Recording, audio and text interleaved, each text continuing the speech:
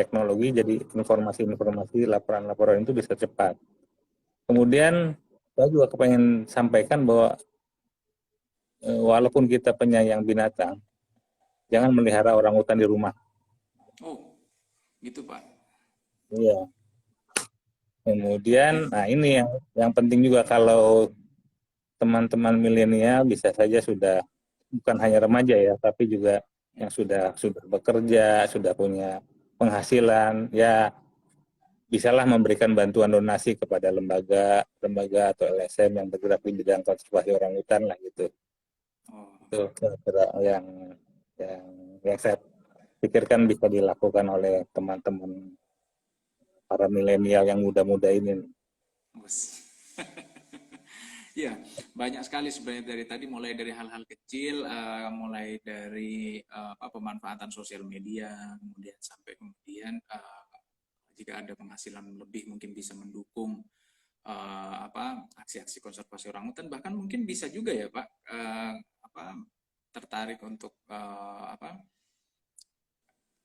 jadi volunteer mungkin di Ya, betul. beberapa aktivitas kegiatan, membantu BKSDA, membantu pihak-pihak yang ada di lapangan. Banyak sekali sebenarnya yang mungkin bisa dilakukan oleh anak muda. Tapi kalau kaitannya dengan sosial media ini, Pak, kalau menurut Bapak ini sosial media itu kan membuat sesuatu yang kecil itu bisa menjadi sangat ramai sekali. Jadi menurut Bapak ini kira-kira gimana Pak kalau sebaiknya kita memanfaatkan sosial media ini untuk konservasi orangutan Pak? Ya, yang pertama yang terpikir oleh saya ya, teman-teman ini mengunjungi situs-situs atau akun dari lembaga-lembaga yang bergerak dalam konservasi orangutan ya. Itu ya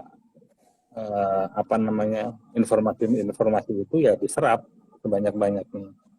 Kemudian kalau kata Ustadz Somad ya, Abdul Somad, Mbak, subscribe, like, and apa tadi? Follow akun-akun gitu. Oh, follow. Kunjungi dan follow, subscribe, dan like. Seperti itulah. Kemudian juga jangan sekedar like, tapi sampaikan gagasan-gagasan, saran. Kita kan punya pemikiran sendiri ya, anak-anak muda ini siapa tahu punya pemikiran yang yang luar biasa, out of the box. Kita tidak terpikir, anak muda bisa terpikir. Nah, sampaikan itu, jangan cuma like doang, baca doang gitu ya. Kemudian ya semua itu teruskan lagi ke teman-teman satu grup WA, teman di Facebook, atau followernya, berita-berita yang positif, yang memberikan harapan terkait konservasi orangutan. Kemudian ada juga satu lagi ya, buat grup atau komunitas nih. Oh. Ya, tentang konservasi orangutan. Nah, disitulah berdiskusilah di situ. Misalnya gitu, Pak. Di media itu ya berdiskusi. Nanti muncul tuh yang tadi saya bilang, ada gagasan dan saran mengenai saja lah tentang orangutan ya, tentang konservasi. Begitu Mas Ari. Iya, terima kasih banyak Pak Ivan. Ini ada pertanyaan ini Pak di kolom chat ini dari Pak Nil Makinudin. Dulu ada program kader konservasi. Apakah saat ini masih ada? Itu kan kaitannya tadi dengan bagaimana meningkatkan peran dan keterlibatan anak muda ini, Pak. Iya. Kader konservasi tidak pernah berhenti sebetulnya ya. Walaupun kita beberapa tahun terakhir ini tidak aktif di situ dalam pembinaannya ya. Waktu itu pembinaan itu masuk ke ranahnya Direktorat Jenderal Perhutanan Sosial dan Kemitraan Lingkungan. Tapi karena sekarang ini kembali tugas-tugas itu ada di kita dengan struktur baru di Kementerian LHK. Jadi Direktorat Jenderal Konservasi Sumber Daya Alam dan Ekosistem kembali mendapatkan mandat tugas untuk membina kader konservasi.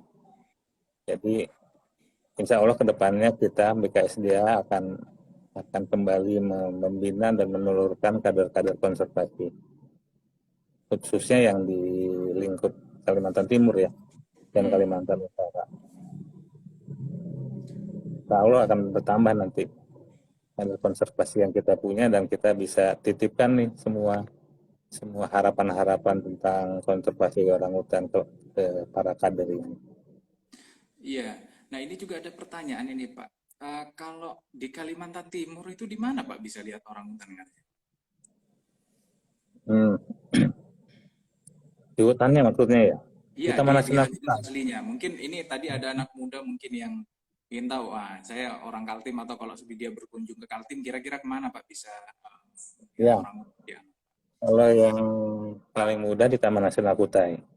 Oh, Jadi ada site namanya Sangkima di Taman Nasional Kutai yang kita bisa datangi, dan kita punya kans yang cukup besar untuk melihat orangutan. Dan ada satu tempat lagi yang memang itu statusnya stasiun penelitian ya, di tempat yang namanya Mentoko di Taman Nasional oh, Kutai juga. Taman Nasional Kutai. Itu relatif mudah untuk melihat orangutan.